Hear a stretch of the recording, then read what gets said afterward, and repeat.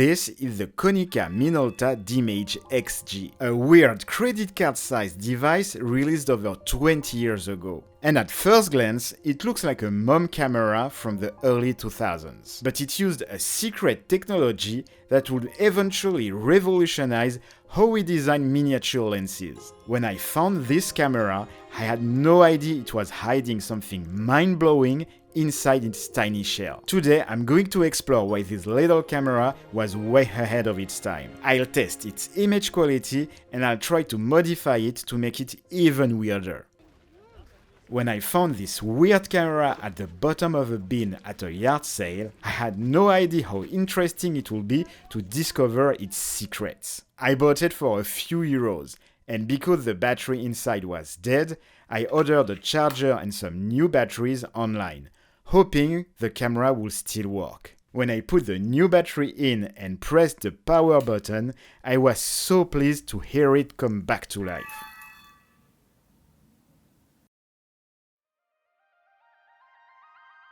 By the early 2000s, the tech industry was locked in a fierce miniaturization race. Consumers wanted ultra-thin digital cameras they could take anywhere. But standard zoom lenses required telescoping barrels that added serious bulk when powered on. Minolta shattered this physical limitation in 2002 by launching the original Dimage X.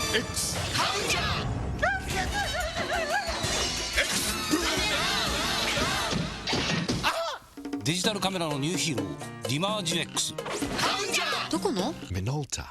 Wow, excellent place. He is excellent too. 恐れ入りです。何にしましょう？ Dimage。へい。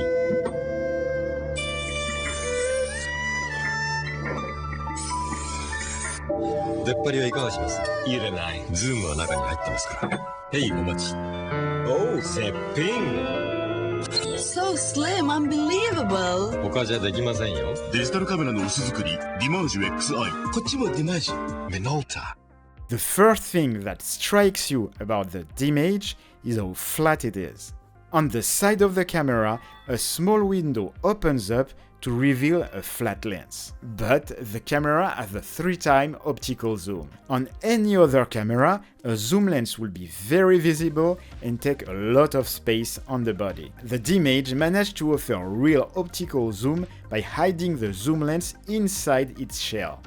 The one I found is only 2 cm thick and weighs just 120 grams. The SD card sits under a silver push and flip out hatch, and it's where you can also find the camera's ultra-thin battery. The XG is remarkably small and fits in your pocket, because it was among the first digital cameras to use a folded lens. Working like a submarine's periscope, the 3x optical zoom lens is housed vertically inside the camera's body. Nothing protrudes from the front.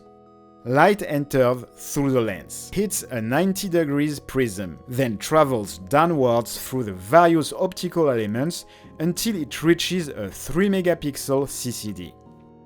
Zooming and focusing happen entirely inside the internal chamber. This was a brilliant way to keep cameras as thin as possible. And mobile phone manufacturers quickly realized it was the only way to get true optical zoom into a phone chassis without a giant lens barrel sticking out. Just 2 years after the Dimage's release, Sharp launched the 902 in 2004. Widely considered the first mobile phone to feature a folded optic system, offering a modest 2x optical zoom. Today, nearly every major flagship smartphone uses a variation of Minolta's original folded design to achieve 5x or even 10x optical zoom, while keeping the phone under 9mm thick.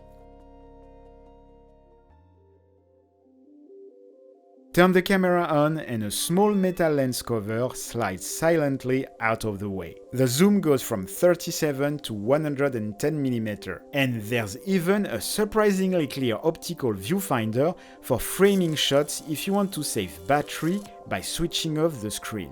Because the lens doesn't protrude from the camera, you do have to be careful not to block it with a finger while shooting.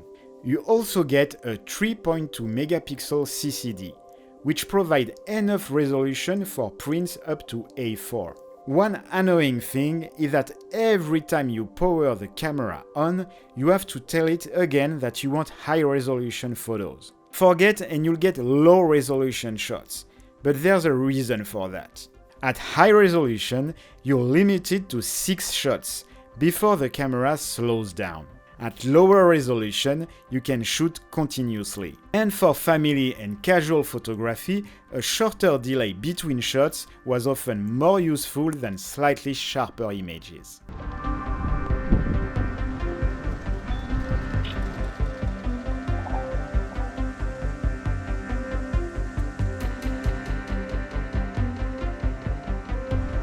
The video mode shoots at 30 fps.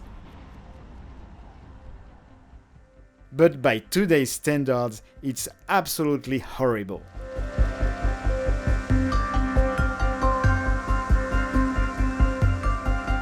Handling is a bit of a challenge, mainly due to the camera's small size. But in terms of image quality, the Dimage XG delivers photos that are surprisingly good for its age.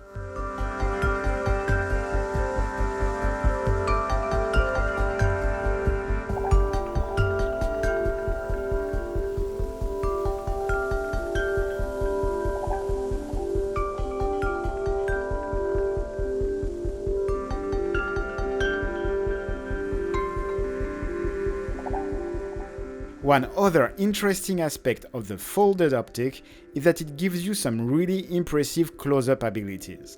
And this is a great camera for macro shots. Because the camera is so thin, it gave me an idea. What if I adapted an anamorphic lens made for modern phones? The clip-on adapter is not really staying in place. So I took a few test shots and desqueezed them in Photoshop. And these might be just the first anamorphic shots ever taken with this camera. But the results are pretty useless and ugly. The Dimage XG is a small stylish digicam with enough resolution for small-sized prints. But it's also an incredible piece of photography history. It's recent history, sure, but it's still a relic of a time when digital cameras were trying to break the mold of traditional camera design.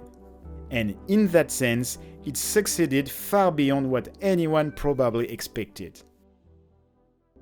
If you're more into lenses with insane swirly bokeh, you might want to check this out. After more than 10 years of testing strange and beautiful vintage projector lenses, I've finally gathered everything I've learned into one complete guide. It's called the Projector Lens Handbook, a 130-page ebook packed with my best advice for getting incredible swirly bokeh and unique cinematic images using cheap forgotten lenses. Just click the link in the description to grab your copy. Oh, and if you are a channel member, you get 30% off.